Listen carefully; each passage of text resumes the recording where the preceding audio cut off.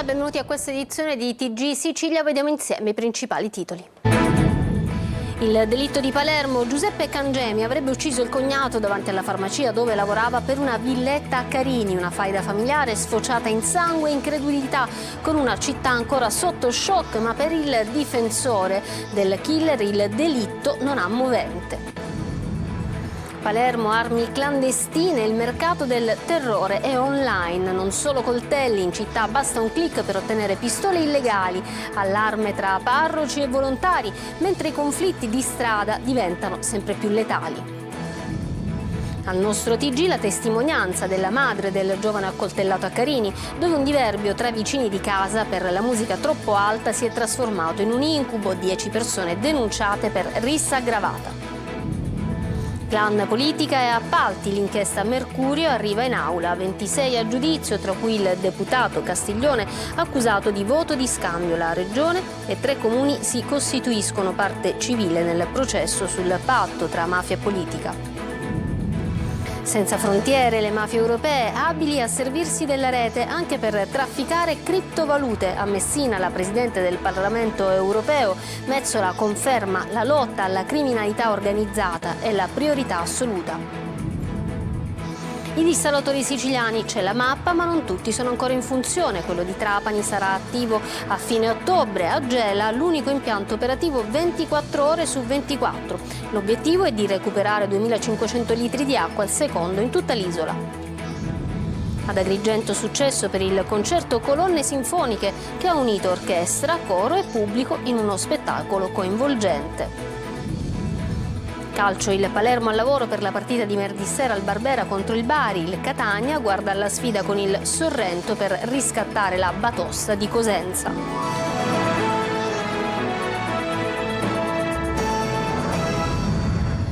Bentrovati, andiamo subito a Palermo. Potrebbe esserci una villetta contesa all'origine dell'omicidio del magazziniere Stefano Gaglio. Ad ucciderlo il cognato 62enne, probabilmente animato da gelosia per la casa che il suocero aveva donato alla figlia, moglie di Gaglio appunto. Ma per il difensore dell'assassino non c'è movente. Sentiamo il servizio di Marco Gullà. Liti, battibecchi accesi, vecchie scorie, ma soprattutto una villetta contesa a Carini. Potrebbe essere questo il movente che ha portato Giuseppe Cangemi a sparare e uccidere il cognato Stefano Gaglio ieri a Palermo. È una delle ipotesi investigative per fare luce sul delitto avvenuto davanti questa farmacia dove Gaglio lavorava come magazziniere. Dopo un lungo interrogatorio alla squadra mobile di Palermo, Cangemi, 62 anni, è in stato di fermo. Le immagini delle telecamere di videosorveglianza della farmacia e di altri esercizi commerciali lo inchioderebbero. Cangemi, inoltre, avrebbe ammesso di avere sparato, consegnando anche la pistola. Tutto sarebbe nato per un vilino a Carini che il suocero avrebbe donato alla figlia, ovvero la moglie di Gaglio. Una decisione che avrebbe provocato malumori e liti tra i due cognati, visto che Cangemi ambiva la villetta. Quindi la furia omicida, 4 colpi di pistola sparati alle spalle del cognato. La farmacia dove lavorava Gaglio è rimasta aperta, nessuno vuole parlare. C'è ancora incredulità per quanto accaduto. Siamo ancora sotto shock, ci racconta il portiere di questo stabile vicino proprio alla farmacia Sacro Cuore. Ci vedevamo sempre e mai un ragazzo che usciva fuori o era nervoso, era sempre educatissimo. È quello che l'ho conosciuto io da tantissimi anni. Morire così è veramente, qualsiasi cosa ci sia stata anche in famiglia, dico, si discute, si parla, dico, non ci sono veramente parole. Lo conosco da cliente, dai, venendo in farmacia giustamente quel po' che insomma mi poteva aiutare, è sempre disponibilissimo. Poi quelle poche volte che veniva in tabaccheria, sempre gentile, cordiale, come siamo noi. Per me è una persona squisita, non posso aggiungere altro. E l'ennesimo episodio di sangue a Palermo sollecita una riflessione sulla circolazione delle armi in città. La stessa riflessione fatta dopo la strage di Monreale. Da allora ad oggi nulla è cambiato. Manlio Viola. Non solo violenza di strada che dilaga ormai in tutte le grandi città. A Palermo c'è un allarme che riguarda anche la circolazione sempre più semplice di armi clandestine. Un allarme del quale si parla nelle parrocchie di frontiera, fra i volontari delle associazioni nei quartieri più difficili, ma che non riguarda soltanto le periferie. Oltre ai coltelli che ormai almeno metà dei frequentatori della Movida portano in tasca come un qualsiasi accessorio, è sempre più facile procurarsi anche armi da fuoco clandestine. L'allarme che tutti condividono ma che nessuno vuole esprimere mettendoci la faccia è partito già da mesi, da quando la lite fra ragazzi problematici di Monreale si trasformò in strage proprio perché comparvero due pistole in quella che diversamente poteva restare una rissa fra monrealesi e palermitani con qualche contuso. Ma da allora nulla è cambiato. Ci sono gruppi Instagram dove si possono trovare vere e proprie vetrine di armi di ogni tipo. In passato si poteva ordinare anche con un messaggio in direct, ma da quando la cosa è venuta a galla bisogna essere poi invitati in un gruppo Telegram per ordinare. Ma la procedura resta comunque semplice, chiunque può avere un'arma clandestina senza che nessuno gli chieda nulla. Sono finiti i tempi degli arsenali di mafia, ora tutto è a disposizione di chiunque e questo rende sempre più sanguinari i conflitti di strada, quelli familiari come sembra essere successo ieri con l'omicidio di Piazza Principe di Camporeale, e persino i conflitti di vicinato, condominiali, per non parlare della mala movida o delle semplici liti legate alla circolazione stradale. Una escalation di violenza che non si ferma. Rimaniamo nel palermitano.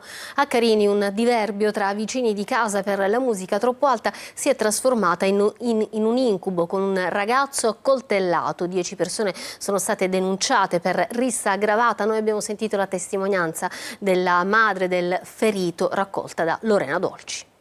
Sono felice che io ho mio figlio, anche se naturalmente traumatizzato dalla situazione, spaventato, anche se ha questi punti addosso, anche se è pieno di dolori e la notte non dorme, anche se tutto quello che possiamo dire, sono felice che oggi lo sto raccontando. Dall'ospedale in cui è ricoverato il figlio di 22 anni, Mary Giammona racconta quella domenica da incubo. Da giornalista di Teleiato mai avrebbe pensato di essere lei e la sua famiglia al centro di un fatto di cronaca. Il figlio accoltellato al braccio e al torace, il marito picchiato, al culmine di una rissa con un gruppo di palermitani che avevano affittato una villetta per l'estate a Carini. Un karaoke, canzoni neomelodiche, tutto quanto, praticamente una sola richiesta, appunto, di spostare la cassa dal mio muro di cinta e metterla più in dentro in maniera tale che loro la sentivano meglio e non la sentivo io. Praticamente è scaturita una inutile rissa che si poteva tranquillamente evitare. E mio figlio è stato accoltellato.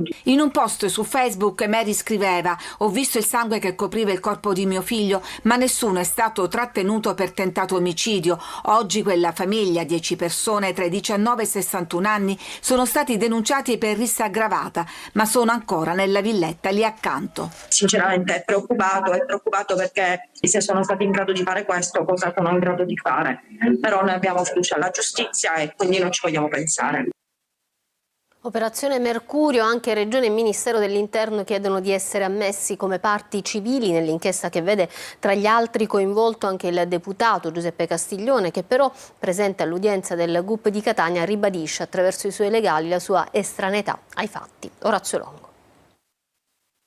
I comuni di Catania, Misterbianco e Ramacca, assieme alla Regione Siciliana e al Ministero dell'Interno, hanno fatto richiesta di costituirsi parte civile durante l'udienza per il rinvio a giudizio di 26 indagati coinvolti nell'operazione Mercurio. Operazione portata a termine dai Carabinieri del Rosso con il coordinamento della DDA Etnea e vertente sulla capacità della famiglia Santa Paola Ercolano di penetrare all'interno della pubblica amministrazione per coltivare interessi economici nel settore degli appalti pubblici. Il GUP Fabio Di Giacomo Barbagallo si è riservato di sciogliere le riserve nell'udienza fissata per il 7 ottobre. Intanto i legali del deputato regionale Giuseppe Castiglione, coinvolto nell'inchiesta, stanno valutando l'ipotesi di proseguire il processo con il rito ordinario e non aderire, come faranno altri, al rito abbreviato, fa sapere l'avvocato Salvo Pace. Il deputato regionale presente all'udienza davanti al GUP ha ribadito la sua estraneità con la criminalità organizzata, così come aveva fatto durante l'interrogatorio di garanzia, dopo l'arresto di febbraio, poi trasformatosi nei domiciliari. Le accuse mosse dalla Procura di Catania sono quelle di voto di scambio politico-mafioso In particolare, secondo gli inquirenti, Castiglione sarebbe stato vicino al clan Santa Paola attraverso un intermediario che gli avrebbe assicurato appoggio elettorale per le regionali del 2022. A supporto delle accuse vi sarebbero anche le intercettazioni di alcuni degli indagati. Tra coloro nei confronti dei quali è stato richiesto il rinvio a giudizio c'è anche il pentito Rosario Bucolo. Di lui però Castiglione dice di averlo incontrato solo una volta senza sapere chi fosse. Così come non poteva venire a conoscenza, spiegano i legali, della eventuale mafiosità di persone a lui presentategli in altri contesti.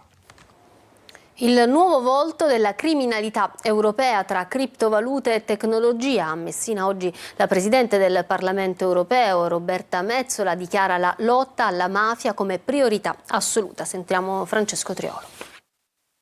Un'azione congiunta, una legislazione univoca a livello europeo per contrastare una criminalità che è sempre più internazionale e che utilizza da tempo le criptovalute, la moneta virtuale che garantisce privacy e soprattutto anonimato. Per questo si parla di cybercriminalità e l'allarme è arrivato dal convegno organizzato a Messina all'Università sulla criminalità nazionale e transnazionale, al quale hanno preso parte anche la Presidente del Parlamento europeo Roberta Metsola, il Ministro dell'Interno Matteo Piantedosi, i procuratori distrettuali di Sicilia e Calabria ed i vertici delle agenzie investigative europee, i rappresentanti delle forze dell'ordine. Sono fenomeni di integrazione sempre più preoccupanti, anche perché si avvalgono in una misura massiva delle nuove tecnologie, ciò che comporta l'uso di tecniche di dissimulazione, di occultamento sempre più difficili da contrastare. Gli appetiti della criminalità sono tanti, dai fondi del PNRR a quelli per il futuro ponte sullo Stretto, ad esempio.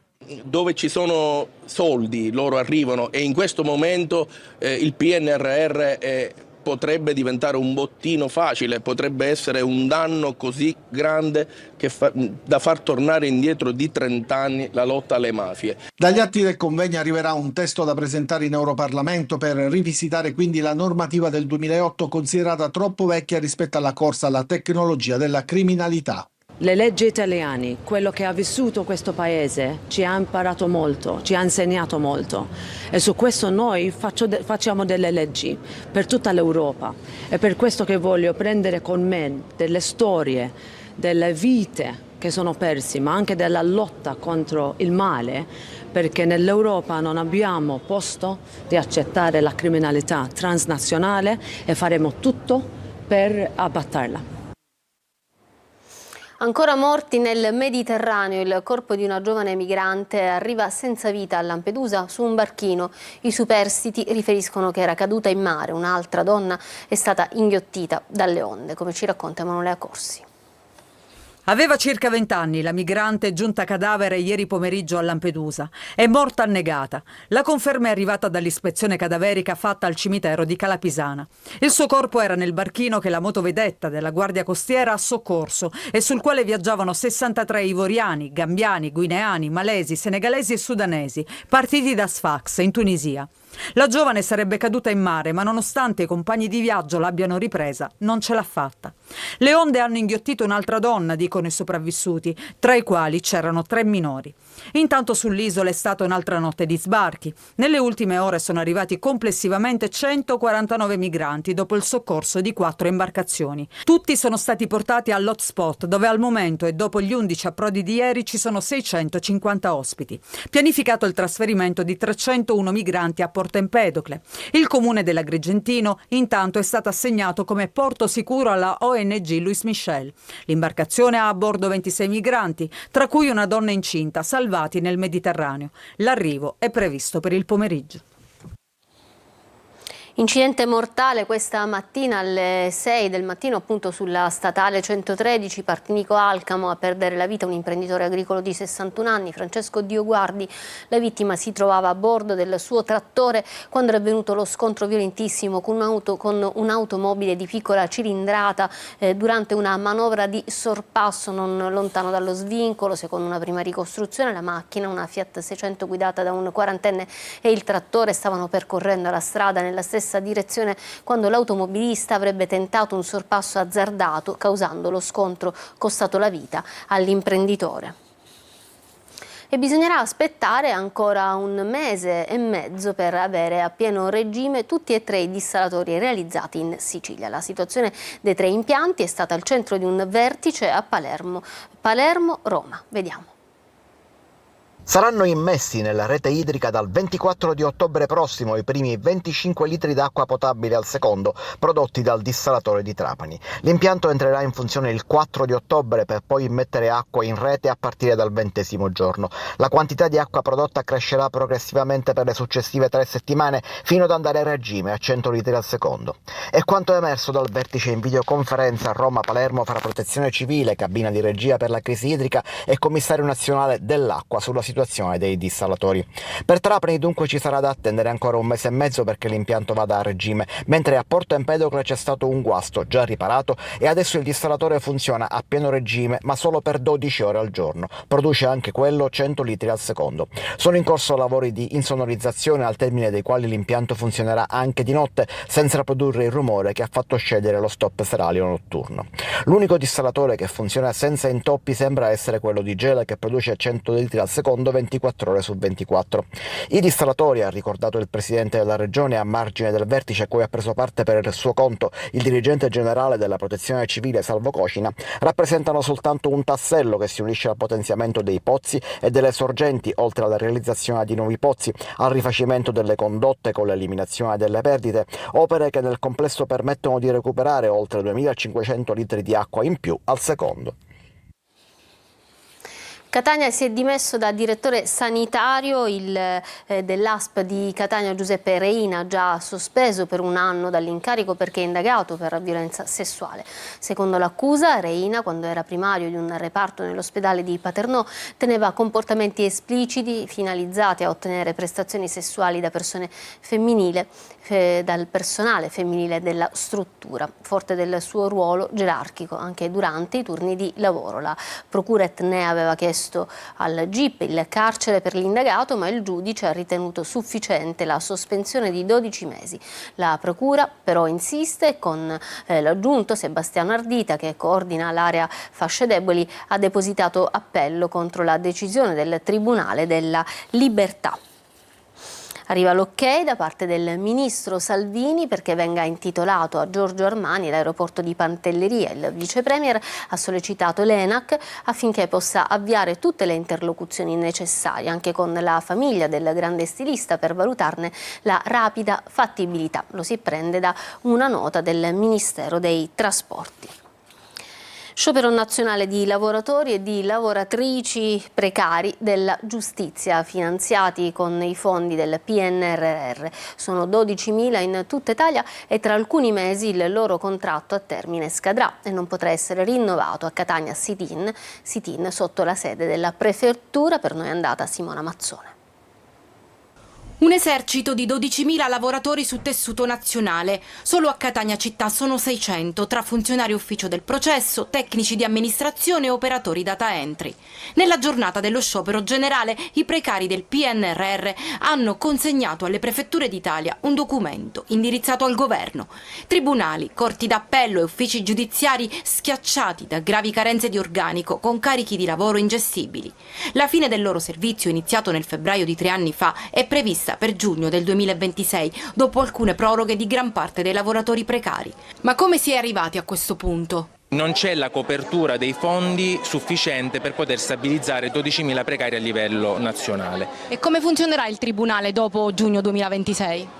Funzionerà con i dipendenti a tempo indeterminato ormai diciamo prossimi alla pensione e i tribunali non funzioneranno, si comincerà un'altra volta a riaccumulare l'arretrato e non ci sarà più nessuno che lo smaltisce. Su 12.000 lavoratori potrebbe aprirsi uno spiraglio per la metà, i 6.000 vincitori del concorso interno, che però potranno essere trasferiti in una sede diversa rispetto a dove sono stati già formati. Con il progetto PNRR noi siamo stati assunti soprattutto per abbattere l'arretrato della giustizia e che ovviamente i dati alla mano del Ministero riportano che effettivamente il nostro lavoro l'abbiamo fatto e l'abbiamo fatto anche bene e dopo questo verremo buttati fuori.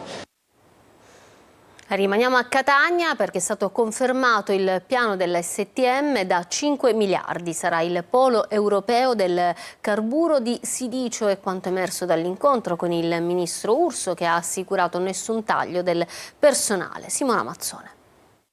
Confermato il maxi investimento da 5 miliardi su Catania, parola del ministro delle imprese Urso, che ha presieduto il tavolo su ST Microelectronics con la partecipazione del ministro dell'economia Giorgetti, rappresentanti dell'azienda, sindacati e regioni Sicilia e Lombardia, per le quali confermato nessun esubero di personale.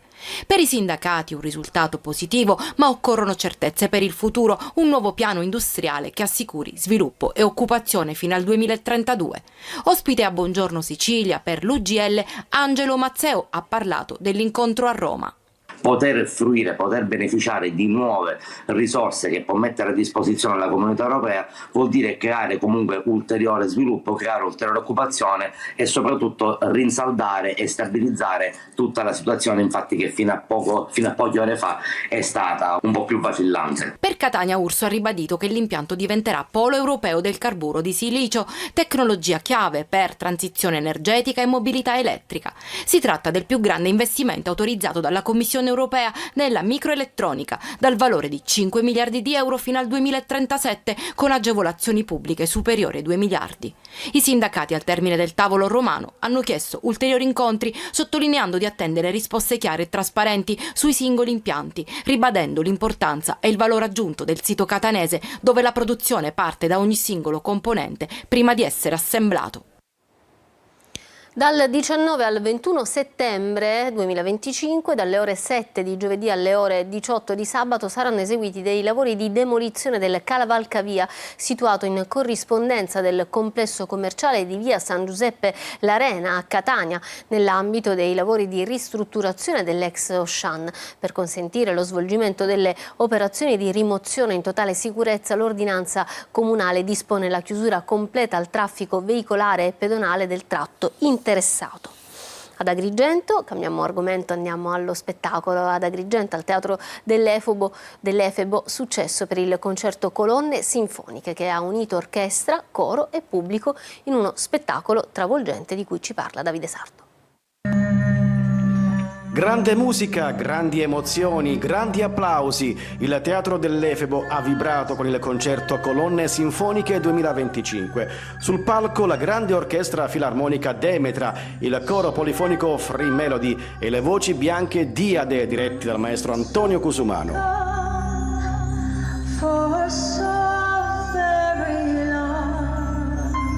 Dalle note immortali di C'era una volta il West e Mission alla magia della suite di Il Re Leone, ogni brano ha trascinato il pubblico in un viaggio emozionante tra le colonne sonore più amate di sempre.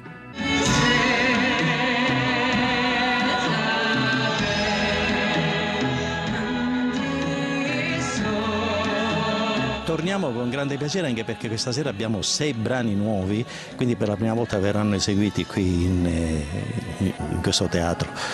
Il progetto nasce sempre come colonne sonore e colonne sinfoniche proprio legate a bellissimi film che hanno lasciato un'impronta particolare proprio nel campo della cinematografia. 500 spettatori hanno applaudito a lungo, emozionati, fino al gran finale con il Mio canto libero, cantato insieme da orchestra, coro e pubblico.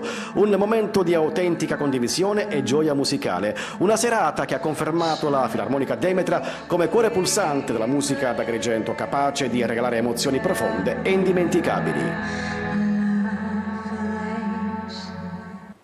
Ci fermiamo per una pausa, adesso a tra poco con lo sport.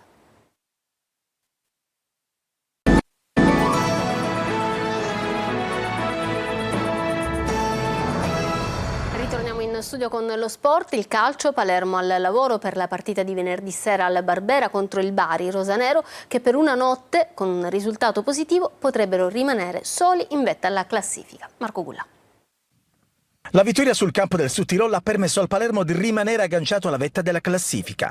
Una prestazione positiva, concreta, pragmatica. La formazione di Inzaghi adesso lavora per il prossimo step, ovvero l'anticipo di venerdì sera al Barbera contro il Bari. Un'occasione ghiotta, il Palermo per una notte può rimanere solo saldamente al comando e spera ancora nei gol di Poyampalo, bomber indiscusso già a quota 3 reti in campionato. Per me è molto importante di continuità. Momentaneo 3 partite, 7 punti, questa bella, ma come arrivo a casa contro Bari solo 3 punti, per me è importante. Il club rosanero intanto nei prossimi giorni dovrebbe perfezionare l'accordo con il difensore Beresischi. L'ok con il giocatore è stato raggiunto da settimane e si attendono solo gli ultimi passaggi per ottenere il via libera definitivo alla conclusione dell'operazione.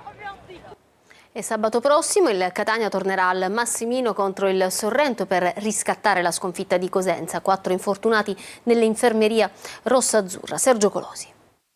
Il rilancio in 3 mosse per mettersi alle spalle il peggior Catania d'inizio stagione. Troppo brutto per essere vero, lontano parente di quella macchina perfetta che nelle prime 3 giornate aveva sempre vinto, realizzando 11 reti con Dini imbattuto. A Cosenza è cambiato tutto, squadra lenta e impacciata, poco aggressiva, messa sotto costante pressione da un avversario più determinato. Sabato pomeriggio al Massimino arriva il Sorrento, mercoledì prossimo nel primo turno infrasettimanale derby notturno a Trapani e domenica 28 trasferta a Cerignola. 3 appuntamenti per ritrovare il vero Catania, quello delle prime 3 giornate. La sconfitta di Cosenza è stata esaminata da Toscano, il ritorno in campo part-time del capitano Francesco Di Tacchio e l'inserimento di Gabriel Lunetta, terzo gol dalla panchina e più di un'alternativa, sono le poche note liete di giornata. L'adattamento di Gimenez interno di centrocampo, già provato in passato, continua a non funzionare, ma sabato contro il Sorrento, sconfitto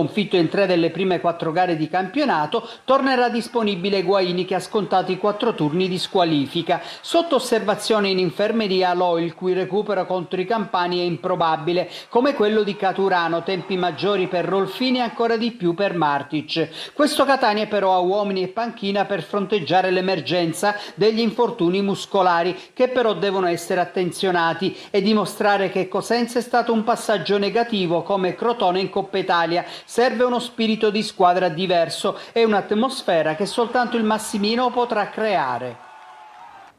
Ancora una breve pausa, torniamo tra poco.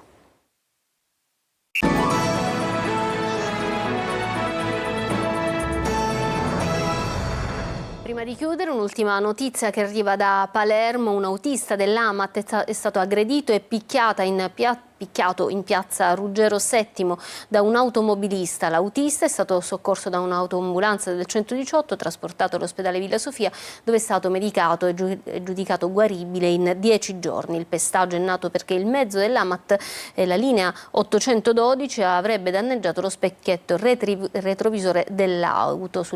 Sull'episodio indaga la polizia e questa è la 3ª aggressione di autisti dell'AMAT in pochi giorni. Bene, per questa edizione dunque è tutto. Grazie per essere stati con noi. Da parte mia e dei tecnici della regia un buon proseguimento di serata. Arrivederci.